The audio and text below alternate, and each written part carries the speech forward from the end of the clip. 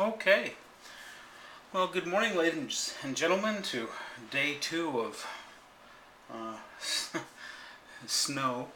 Um, we would have normally had our test this morning. However, we'll have it hopefully tomorrow morning, Wednesday. And so, what I'm going to do here with you now is we're going to start Module 12. We're going to go about halfway through it. It's a fairly long module, and we're going to talk about environment, parents, and the effects of rearing on an individual, as well as some cultural input. And then we'll go into gender. I guess that would now be Thursday. We'll start gender. So I'm about 3 slides in. I just kind of skipped the intro for Module 12 if you're following along, or if you've downloaded the information from the Dropbox. Remember, if you're not familiar with where that is, it's the very bottom link, the very first link we put on the Edmodo page was that Dropbox. You can get the notes there as well. All right, and so if you remember yesterday, and in fact the day before, we were talking a lot about genetics and how genetics is involved with who you are and your differences and your personality, your gender.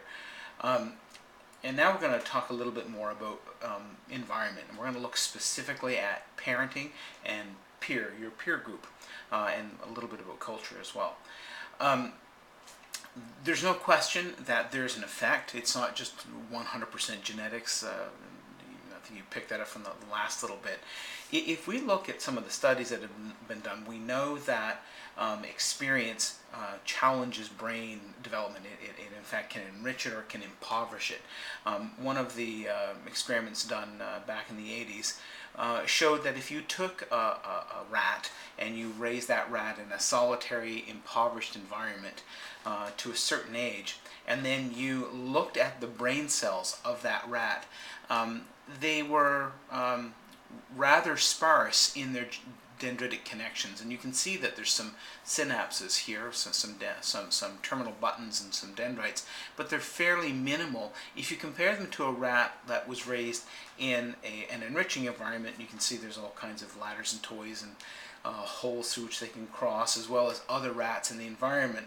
And then when we look at the neuronic development in the brain, we discover that sure enough there are more connections, there's more dendrites, there's more axon terminus. The brain cell is, if you will, more further developed. And so you can sort of make an equation to that, if a child is put into a challenging environment with all kinds of new possibilities, exposed to different things, the brain development may in fact be more along these lines as opposed to a rather impoverished environment. We know that if you take a child and the child early on in their life is exposed to music and languages and arts, they'll tend to develop more toward that area. And so children who have that schema within the family, that they're going to be exposed to those sorts of things, tend to develop more markedly in that areas, and they see rather remarkable improvements in it. We know that brain development doesn't just stop at the end of childhood. You may have learned at some point, that when neurons in the brain die, that's it. And certainly there's irreversible brain damage that can occur. But we also know that if we look at the brain of a well-developed adult, and in fact in some cases it's been shown in seniors taking university courses, in this case we see that there is in fact someone who's learning a rather finger tapping task, an adult. We see that in fact brain tissue at the beginning that had to do with the motor cortex, this was sort of the area that was most highly affected, and then after learning it, we see that in fact there's other parts of the brain that have in fact grown. There's more motor cortical neurons that have grown in this area, and this is as an adult. So we do know that different portions of the brain can develop and change and grow as we grow, not just when we're infants. So what kind of blame or credit can we give parents in who we turn out to be? There's a large proportion that's genetic. However, we know that there are other socializing factors. We know that parental support is incredibly important in raising children. But we do know that regardless, even if you have children brought up in the same environment and genetically very similar, they will take on differences. And so the question is, where do those differences come from? Two children in the same family, under the same very, very similar conditions, one may develop into quite a risk taker, whilst the other one may be very, very cautious. There's something you don't recommend: kids riding on top of an electric train. What influence do peers have? Again, it's huge. Peers, like adults, attempt to fit into a group by conforming. Now, they tend to conform to typically some sort of schema, and they'll try and fit into what that schema is. And so, typically, peers tell us how we are to cooperate with one another, how we are popular within our peer group, and how we develop interactions. They also teach us how to communicate. And there you can see some kids sitting there, with cell phones and the like. I doubt highly that your parents taught you how to text, or what LOL meant, or ROFL or OMG, or what K meant versus KK in a text. These are things, this method of communication is what's taught to us largely by our peer group, not by our parental group. And so, how to become popular, how to develop an interaction, how we communicate with one another, and how we cooperate with one another, while we may be shown exemplars from our parents, we typically learn how to communicate from our peer group. Are there differences across cultures, and do those differences affect us as to who we become? When we look globally, we see that there are a multitude of cultures, and that multitude of cultures often has some very different ideas as to how children are to be raised and how the family acts as a unit.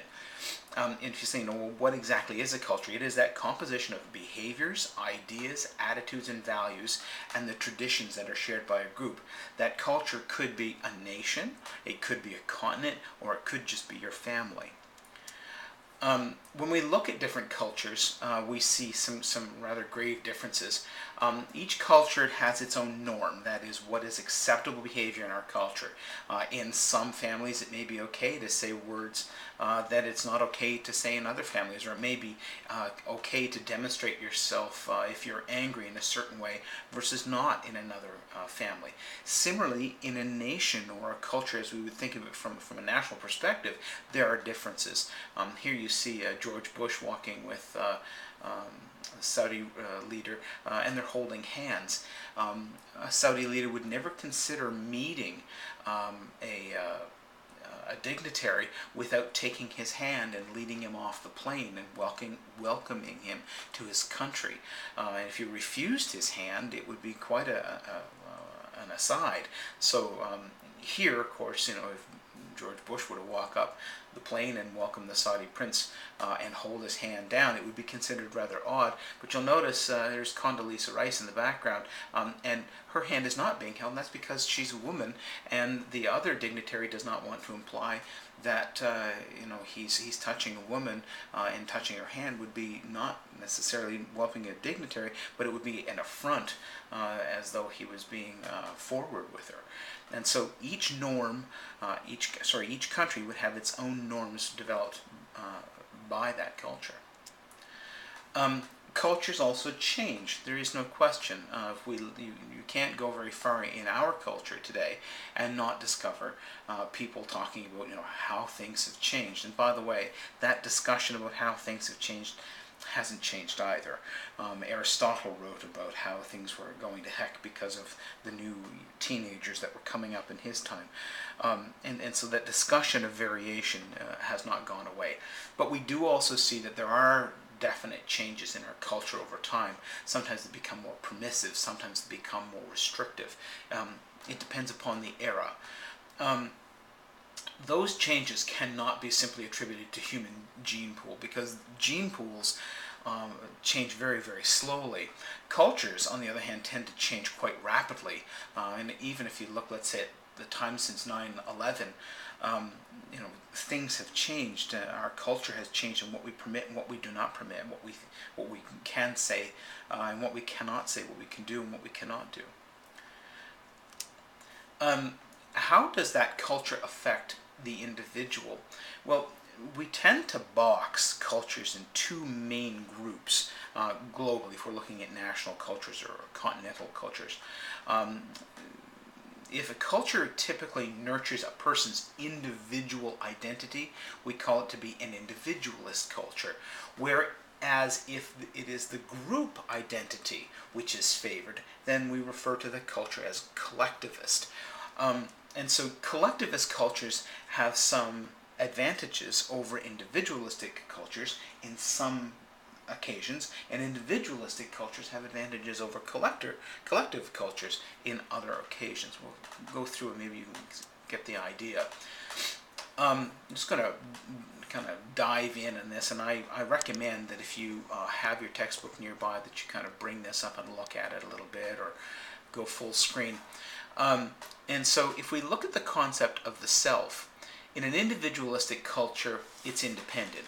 So if I look around the classroom and I say, oh, you know, Johnny didn't do well in his test, then the problem falls with Johnny. And that's because we are largely from an individualistic culture. If it was from a collectivist culture, I might say that, you know, we failed Johnny, or Johnny has failed us. You know, he has not lived up to what this group is capable of. And we as a group need to help Johnny. We are interdependent. And so just kind of the idea of the different two types of individual versus collectivism. In an individualistic country, your life task is to find out who you are, why you are unique, why you are special, and develop those skills. If you are living in a collectivist culture, your goal in life is to maintain the connections that you have with your friends and your family or your social group, to fit in and to perform the role that you have been assigned. In an individualistic culture, what matters is you. What your personal achievement is, what your fulfillment is, what your rights are, what your liberties are, the building of your self-esteem, taking care of yourself. In the collectivist culture, what matters is us, the group goals, our group solidarity, your social responsibilities within that group, and the relationships within the group. And you have a duty to your family. You may be told who you are to marry, or what group of people you can marry to, the type of job that you will hold, and where you will live. In an individualistic culture, how do we cope? We cope by changing our reality. And so if you don't like it, change it. However, in a collectivist culture, how do you cope? You accommodate to fit the reality.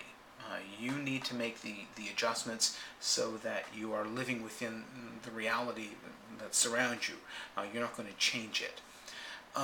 Your morality in an individual culture is defined by you. It's self-based. You know, by the time you leave home, we would assume that you've sort of learned by those around you what your morals are and how you will act.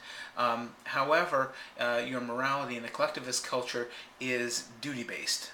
It is by your social network, whether it be your family, your co-workers, your job. You must achieve a certain moral status or a moral set of morals to adhere to that group. Relationships in an individualist culture, you may have many, you may date many different people, they may be casual. You may have confrontation within a relationship. That would be considered the norm. You're going to sort of bump heads from time to time. Confrontation like that is acceptable and sometimes considered healthy. Relationships in a collectivist culture tend to be fewer. They tend to be close and enduring, long-term relationships. Harmony is valued, where you would sort of bend to the wishes of the group or the other individuals within the group to maintain a harmony. How do we attribute behavior in an individualist culture? It typically, in an individualist culture, it reflects your personality, your attitude to the world. However, if we're looking at who do we attribute behavior to in a collectivist, it reflects your social norm. If you hold a particular job or you hold a particular status, then your behavior must reflect that status and the norms and rules that you're expected to uphold by that group. Okay. Individualistic cultures, European, North American, typically raise their children as very independent individuals. Collectivist cultures tend to raise their children as interdependent, where the family becomes much more involved, the school becomes much more involved, the village, if you will, becomes much more involved in the raising of the child. So if we look at westernized cultures, basically we're saying you're responsible for yourself, you are to follow your conscience, discover who you are, discover your gifts, be true to yourself, and be independent. Be able to stand on your own 2 feet and go get it done. In an Asian, African, more collectivist culture, you are responsible to the group. Your priority is obedience. Be true to your family self, because you and your family and yourself are really sort of one unit. Always be loyal to that group, whether it's a company, whether it is a larger group of people, maybe even from a province or a district within the country, and be interdependent. Act as part of the rest. And so if you succeed in doing that, we succeed as a group. And so you can see that there are differences, advantages, and disadvantages to both. Despite our many different cultural backgrounds, however, I don't want to overstress that we are typically more similar than we are different. We share the same genetic profile, life cycle, capacity for language, and biological needs. We all want to see our children succeed. We all want to have a harmonious life. We just often go about it in different ways. And so even though there may be cultural differences, there's a whole lot more about us as humans that bind us, that then separate us. Okay, I think, I'm going to stop there just to get us down to that slide, and then hopefully tomorrow there'll be school. You'll get an opportunity to watch to have the test, and then on Thursday we'll can take up from here and continue. In order to just to show me who's watched and who hasn't watched, I'm going to get you to put the word Gesundheit underneath this post. Spelling will not count, except for Evelyn Weiss, who should know how to spell that. So put the word Gesundheit underneath this post. That way I know that you've seen it. And with any luck, we'll see you tomorrow. Okay, bye-bye.